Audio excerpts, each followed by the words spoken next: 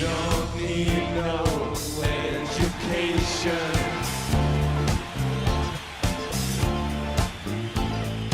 We don't need no thought control.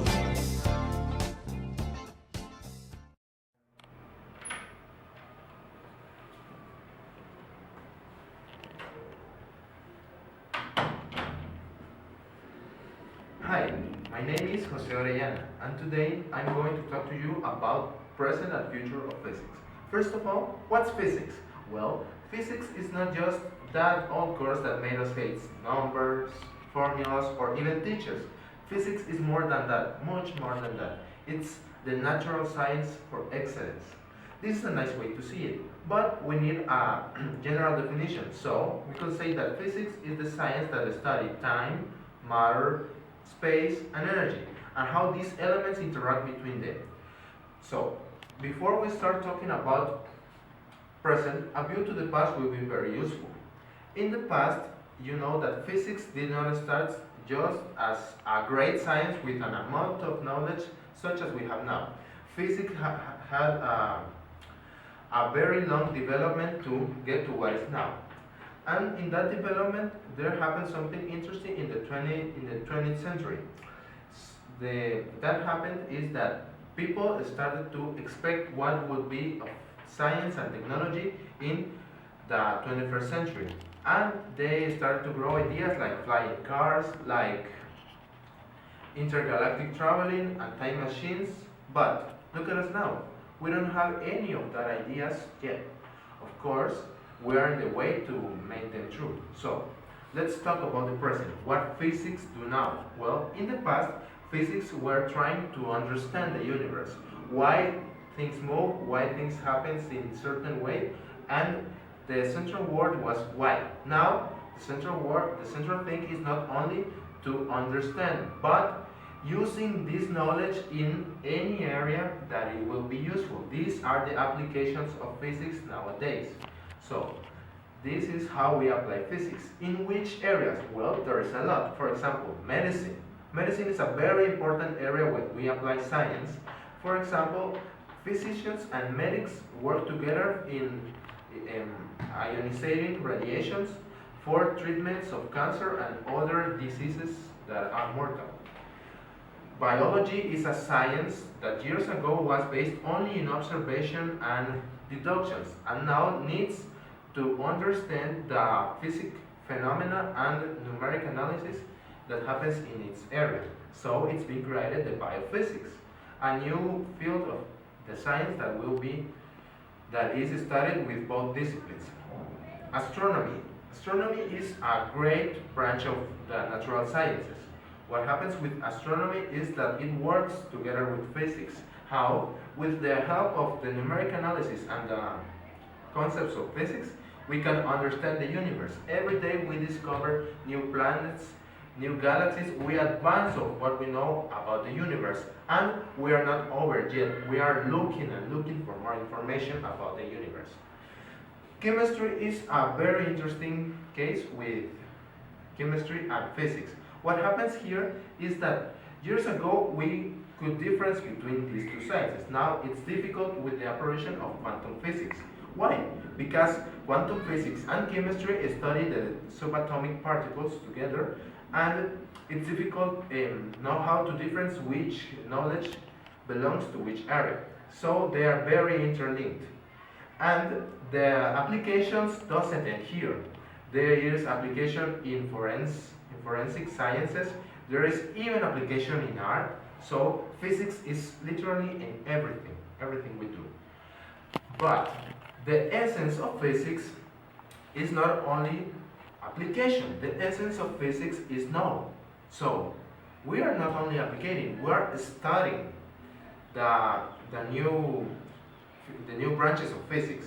For example, one of the greatest applications that we have now, the greatest studies that we have now, is with the Large Hadron Collider. It's the world's highest energy and largest accelerator it's located in Europe.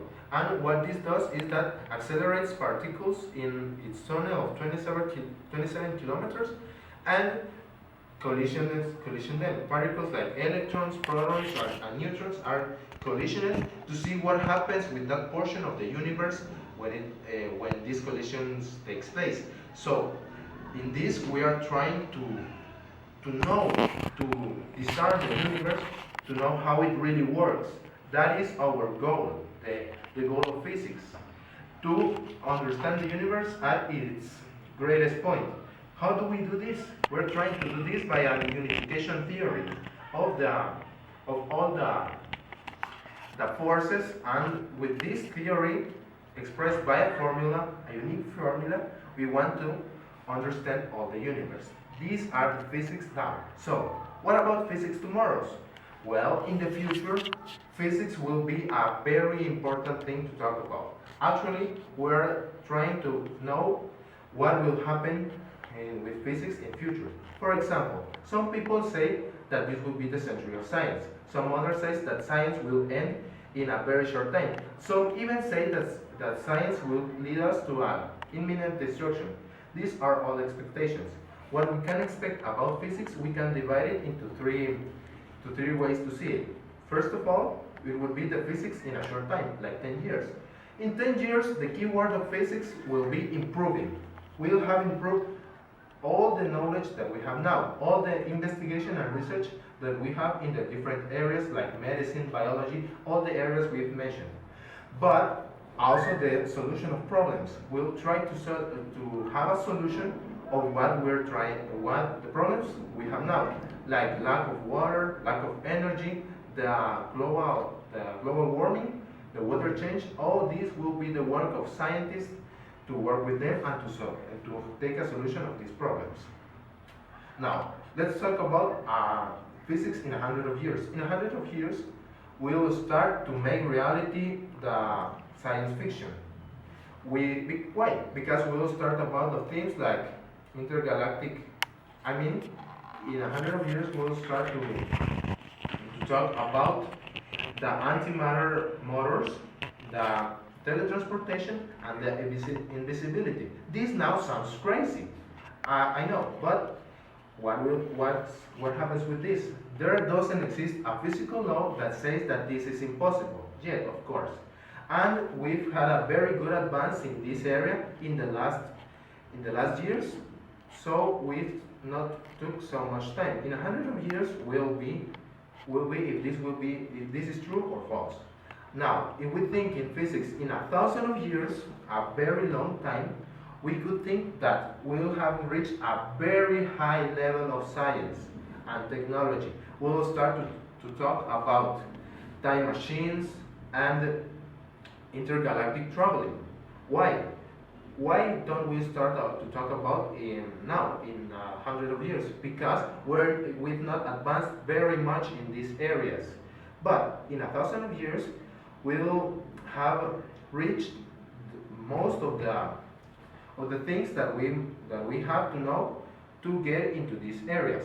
And about research, our level of physics will be great. Maybe we'll have reached the unification theory, the theory that every physics is looking for. But of course, these are all expectations. We have the opportunity to see what will really go on and how we will be a part of it. We can just be spectators or we can be participants. This is up to each one of us.